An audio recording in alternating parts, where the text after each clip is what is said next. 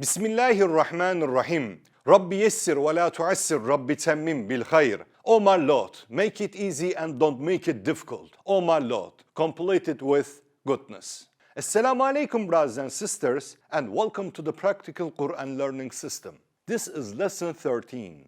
In this lesson, I'm gonna teach you how to properly pronounce the letter Ra. The letter Ra is normally a thin letter. When you read the Qur'an, the letter Ra is sometimes pronounced thick and sometimes thin. So how do you understand if it's thick or thin? You will learn it by our practical system, inshallah. When do you pronounce the letter Ra thick?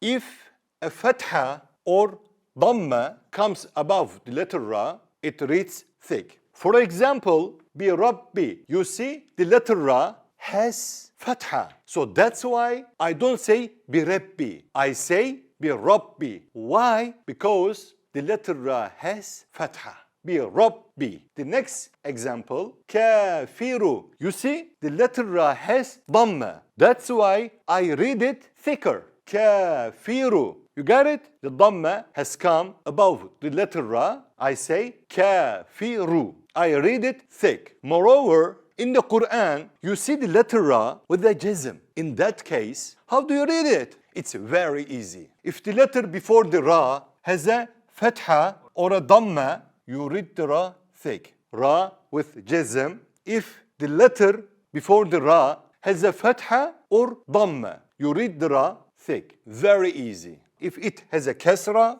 you read the Ra thin. For example, here the Ra has a jazm and the previous letter has a fatha. That's why here we read the Ra thick. One har. You see? One har. I read it thick. The next example, takathur.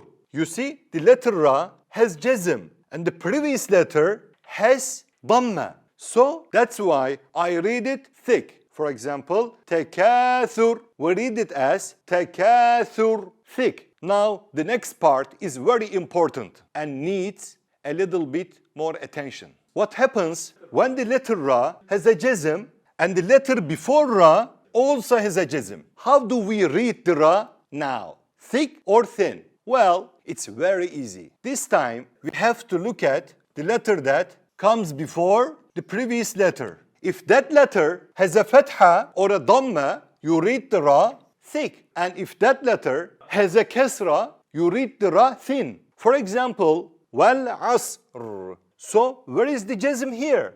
In our previous lessons, we learned that if there is a stop sign, you read the last letter with a jazm. So there is actually a jazm on the Ra. Now we have to check the letter before it, and we see that the previous letter also has a jazm. So now we have to take the third step and check the haraka of the letter before the previous letter. And when we do, we see that this letter has a fatha. Because of this, we have to pronounce the Ra thick. Wal asr. You see? Wal asr. You see? I read it thick. The next example is khusrin.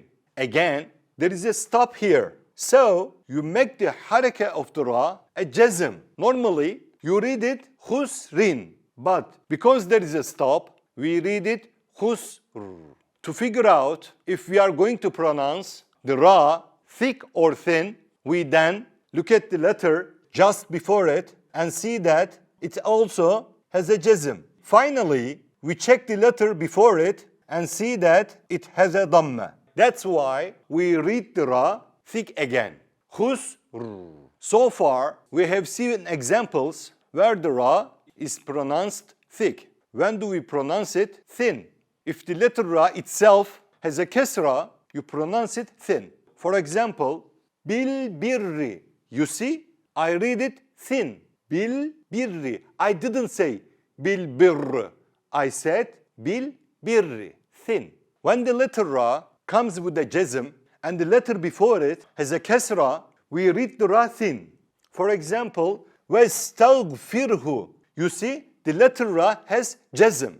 And I check the letter before it and see that it has a kasra. That's why I read the Ra thin. Wastaghfir. Finally, if the letter Ra has a jazm and the letter before it has also a jazm. We check the haraka of the letter that comes even before that. And if that letter has a kasra, we read the ra thin. Let's check our last example. We see dhikrun, but because there is a stop at the end of the word, we make the last haraka a jazm. And when we check the letter before it, we see that it also has a jazm. So finally, we check the letter even before that letter, and because it has a kasra, we read the ra thin. Dhikr. Okay? Dhikr.